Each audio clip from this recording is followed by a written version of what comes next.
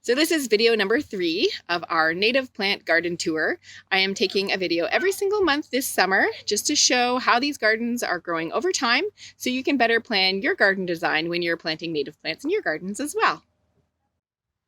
Here is our New England Aster. It is probably about 8 inches or so, and so it's getting there. It is a slow one to really develop. So really keep that in mind when you are planting this in your garden.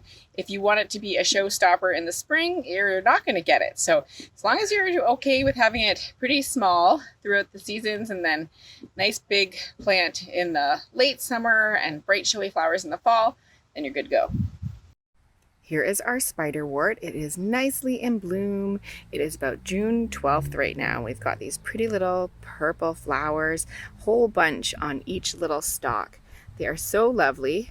However, this plant is getting sapped on by something, and I'm not quite sure what. You can see that it's all over the lily of the valley too, so I don't know what's going on up there, but something up there is dropping some kind of sap. But anyhow, the plant seems to be doing okay anyhow. So we'll just let it do its thing and hopefully it can survive back here in our more naturalized area. You can see that the lily valley is still there, but we did a good job on the garlic mustard and it might come back, but we're just gonna see, there's some right there. We're gonna keep an eye on it and pull it out or snip it off before it goes.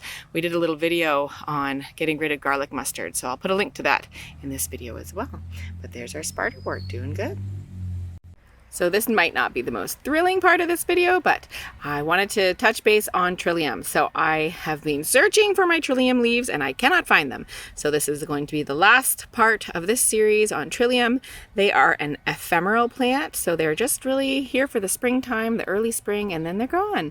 But the leaves should be there and then they can do their job, their photosynthesis job, and bring in that energy to the root system, but I cannot find them any longer. They are gonzo. So they might have gotten nibbled up by an animal, but I do hope that the little root system is still there and that they pop back again next year with maybe even more blooms. Here's our beebalm.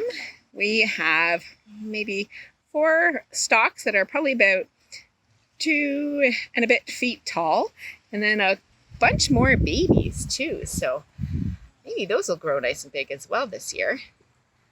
But no flowers yet, no sign of them yet, but they'll be coming soon. Here is the blanket flower. It has grown significantly in the last month as well. It is probably about, from the base to the very tip of the flower, about 12 to 18 inches tall. And here's a close-up of the flower heads that they're just starting to develop as well.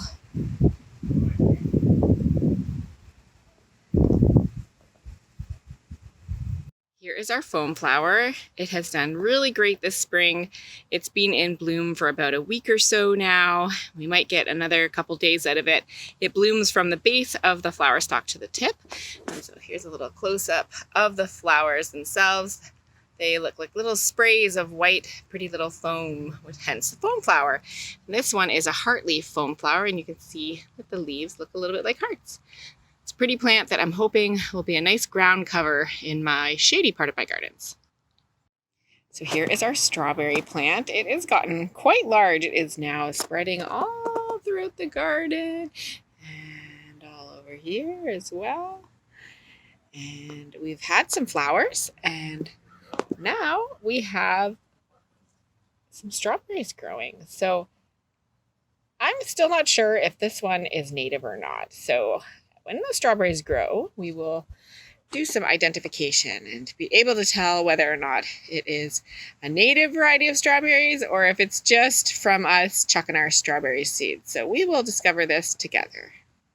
So here is our butterfly weed. It is grown a fair bit in the last month. So it's probably about 2 feet tall now, and it's not going to get too much bigger than this. And you can see here that the flower clusters are just starting to develop. So here is the obedient plant. It is probably about 3 feet tall at its max, and it's really filling in nicely. It is looking a little like it needs a bit of water. This plant needs a little bit more water than your average plant in the garden, so keep that in mind. It's really good for wetter spots in the garden, or if not, then make sure you're watering it pretty often. So this is a new addition to our native plant garden tour. This is our smooth aster. It was planted last fall, a really tiny little guy, and I was pretty sure it was not going to be showing up this year. But look, we have it. It is growing, it is healthy, it's green, and hopefully by the end of the season, we'll have some pretty blooms for you later on in the summer. Thanks so much for watching. I hope you found the video interesting. We will be putting out another video every single month this year just to show you how these plants are growing over time so you can better design your gardens with these native plants in mind. If you like the video, please give me a thumbs up, consider subscribing, and thanks again for watching.